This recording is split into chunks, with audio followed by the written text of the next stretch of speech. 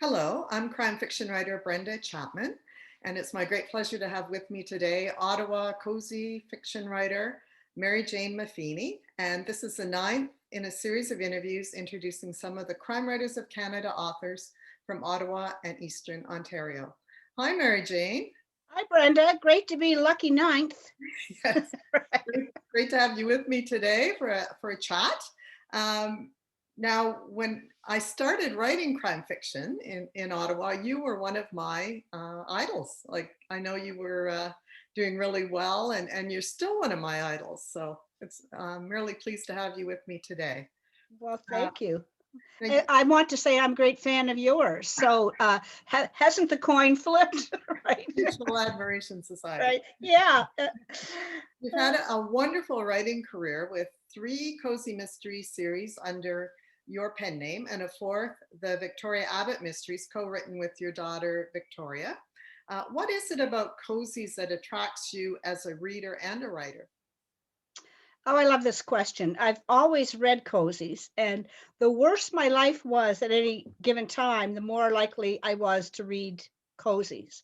And one of the things I love about them, reading and writing, is that they are people, women people usually, Mhm. who come up against an injustice, something unknown, where the world is turned topsy turvy, and they set it right. And at the end of most cozy mysteries, the world is set right, justice is served, and we see. I find them very.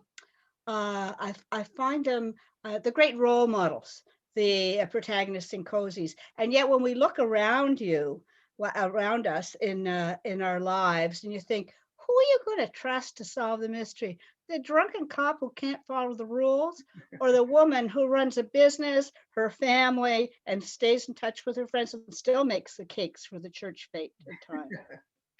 Yes, it's always the women. It's always the women. We can get it done. So, humor is a key ingredient in your books, which some might think doesn't go hand in hand with murder, but you work it in beautifully. And how difficult is it to add in the humor? And do you have any tips for new writers? Well, the humor comes naturally, and I have to say, anytime I have ever, so this is my story plus also a tip, two for one. Anytime I've tried to be funny, add humor deliberately, it always falls flat. I think humor has to come naturally in an improv kind of way. So my characters respond from their characters, and their characters are set up almost to be funny. A lot of the humor's in the dialogue Mhm. and the banter, and maybe that comes from my Cape Breton background, where that is how we roll. But the thing I would say to new writers who are thinking about who are funny people and who want to have humor in their mysteries is that murder is not funny, and we don't mock the victim. We don't and we don't try to diminish whatever great harm was done. So the humor has to come from other parts of the characters' lives, and that is probably the number one. But I was writing a mystery once where it never got published. You'll see why in a second. And the character had been on a diet throughout the book. And just as she's hiding under a desk in this odd, out of the way place, and the murderer is advancing towards her, and she can't be seen, but her stomach growls. Now that That's great good. giveaway. Now, of course, that didn't work, never worked, never will work. So you do have to be careful. So the great moments, like the just the ultimate danger scene, you just keep your humor out of that. So those are two tips for writers. Make yourself laugh when you write these scenes. I do. I laugh right out. I laugh at the dialogue, and I say, "Oh, you." You know it works. Now, your first series of six mysteries set in Ottawa features amateur sleuth and victims advocate Camille Mcphee. For those readers who haven't discovered these books, please give us a character sketch of Camilla and the premise behind the series. Uh, Camille, I would love to. Camille is probably dearest to my heart, and she is kind of a feisty's overdone. She's kind of a crotchety lawyer who works as a victim's advocate. Back in the day when I started these, there really weren't all of the supports for victims that there are now. So her life her work is not funny, but her family and everyone who surrounds her is. So the series, I'm just popping one up here. This is called The Icing on the Corpse. The series is set in Ottawa, and each book takes place during one of the Ottawa festivals, although one will take place elsewhere, but there'll be a festival. So Camilla is from a Cape Breton family. She has the world's worst office assistant, Alvin Ferguson, who apparently has a fan club. And I gave her sisters because I'd always wanted sisters. And man, did they get out of hand fast. So a lot of the humor comes from these relationships. Oh, and I met a police officer once who had helped me with a book and read the book at one of the books afterwards. And she said, she really doesn't like us, does she? And I think that kind of sums up Camilla. I Don't love get on her Camilla. bad side. I love those books. Now, your second series, featuring a failed romance writer, Fiona Silk, great name, is in a fictional village of Saint-Aubin, Quebec. How different a character is Fiona from Camille Mcphee? I would say about as different as you could get. I'm just going to hold up this cover of Too Hot to Handle. They're two books. I would call them cozy capers, actually, and they're very lighthearted. As you mentioned, Fiona is a failed romance writer, and she has no sex life. Coincidence? She is not at all feisty. She's just a lovely, gentle person who really doesn't want to answer her door or answer her phone, and she is probably the most reluctant sleuth ever. The problem of finding a body in her bed after a night on the town, though, catapults her into a lifestyle she doesn't want to live. And I remember that scene. I thought, what a great opening for a book. It was so much fun to write. Yeah. Answering the question, what's the worst that can happen? That's what, just back in the day when I wrote it, what's the worst that could happen to this solitary, introverted, failed romance writer? Oh, yes. If she didn't have sex. Yeah. One more reason. Now, in your third series with professional organizer Charlotte Adams, you moved the setting to New York State. A few writers I've spoken with in this series of interviews have talked about being told to set their books in the States if they want to make it big. So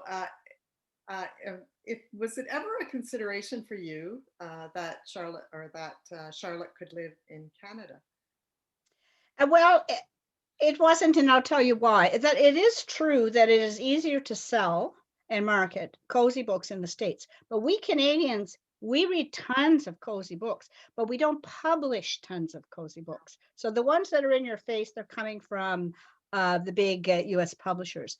My editor in New York at Berkeley Prime Crime was unable to buy the Camilla series from me and unable to buy the Fionas because he couldn't get it through their marketing board decision making because they were set in Canada and nobody had apparently ever heard of it.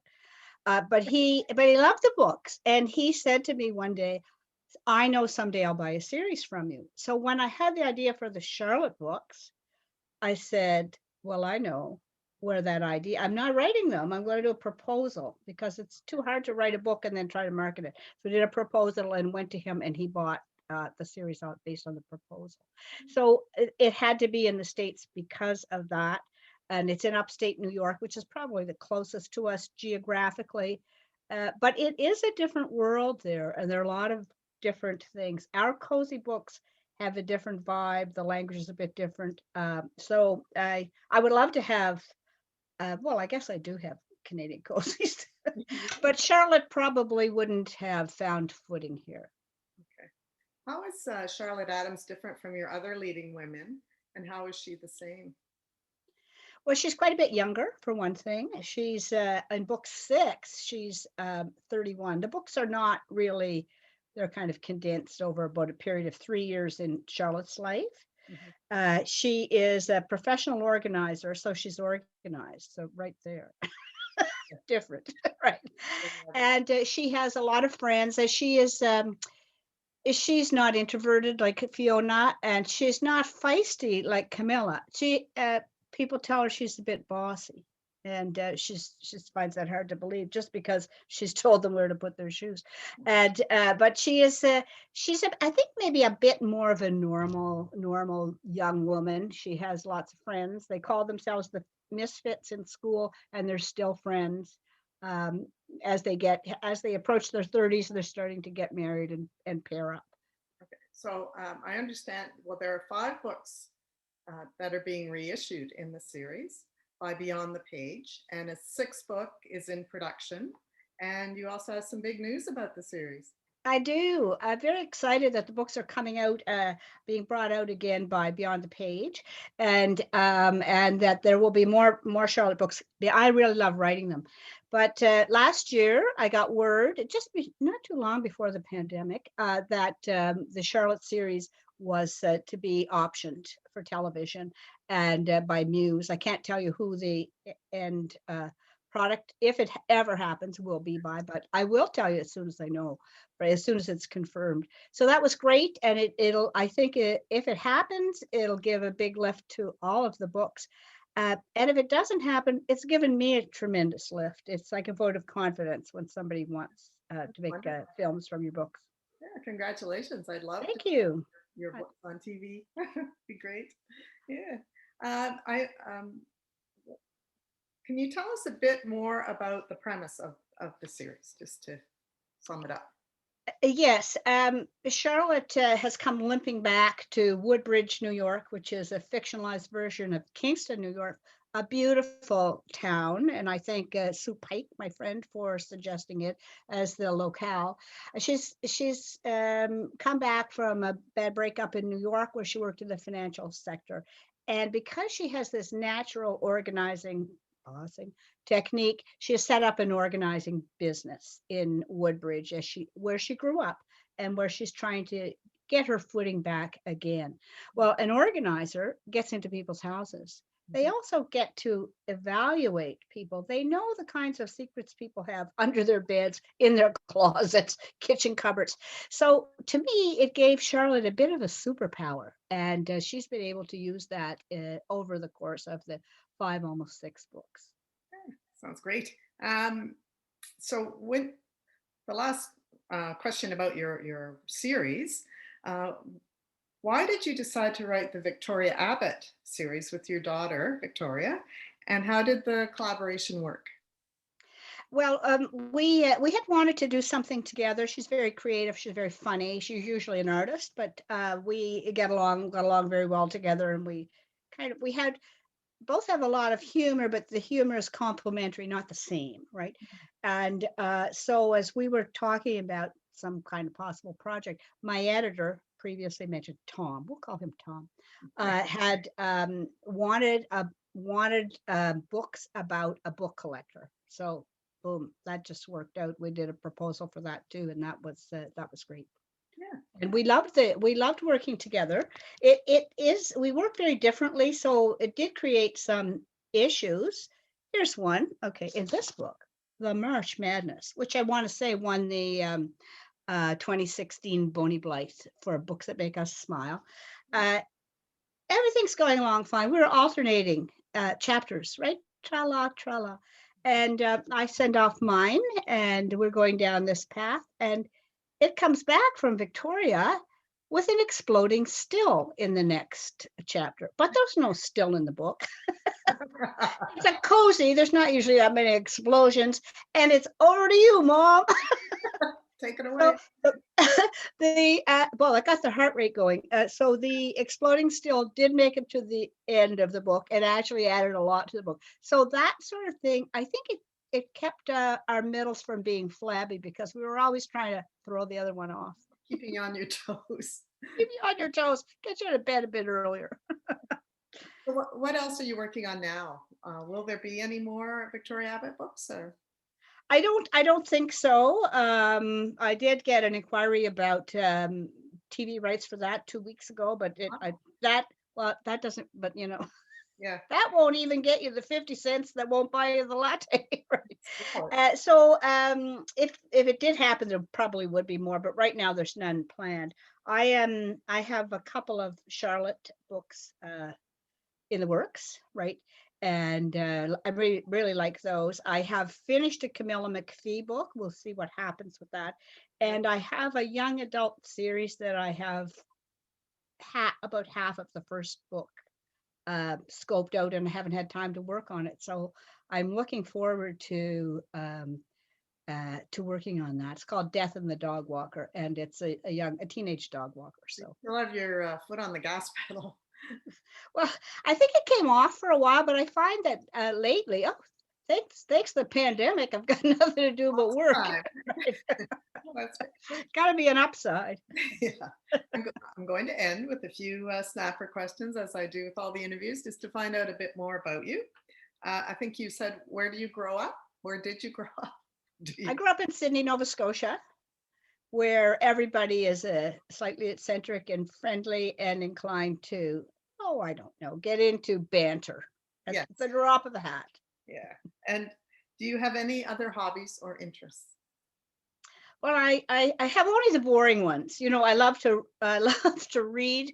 I love to and I love to cook, and I love to knit. Oh, I collect dogs. Yeah. So there you go. Not China ones either, although yeah, I have some of those. Dachshunds, yes. And I was expecting them to interrupt the interview, but they are behaving for once. Behave beautifully. Now, if I was dropping by for supper, which of your characters would do the cooking, and what would we eat? But I just had to laugh out loud. Well, I mean, it would be takeout. Well, they don't cook. They all don't cook for different reasons. One, explosions, bad, no skills, no interest. However, some of the secondary, I would say the person who would do the cooking would be Signora Panettone in the Book Collector Mysteries. That's the Victoria Abbott's. And she is the Italian cook who works for the eccentric book collector. And our character, Jordan, works for her. And she is not unlike some of our older Italian relatives. Eat. So we included some of her recipes, which were not easy to get, believe me, but we did put them in the books. So that's who we were lucky. That's who would make dinner for you, Brenda. Love Italian food. Which author influenced you the most? I just find that a tough question. I think it's a type of author that influenced me, and I would say going back to the British authors, P.G. Wodehouse, not a mystery writer, but very entertaining and cozy in the non-mystery sense writer. People like Colin Watson, who wrote very funny books back in the 60s and 70s. And in the States, probably Joan Hess, who had a number of very funny, but slightly edgy series. So the ones that influenced me the most were the ones who played with words and played with humor. And I would still buy, if any of them had a new book out, I'd be buying it today. Yeah. And now I'm just stuck with rereading them over and over. Yeah. When this pandemic is over, where's the first place you'll travel to for a holiday? I'll go to Cape Breton. I will go, we usually do the Cabot Trail and the Celtic Colors Festival, with that in a book, which I have, and where you have 100 events happening around this fantastic drive and this wonderful scenery, and lots of friends and family there too. So what time of year is that? It's usually around Thanksgiving weekend, and often when there's a hurricane. So I've only been through 4. One with Barbara Fradkin. They're telling me, don't come.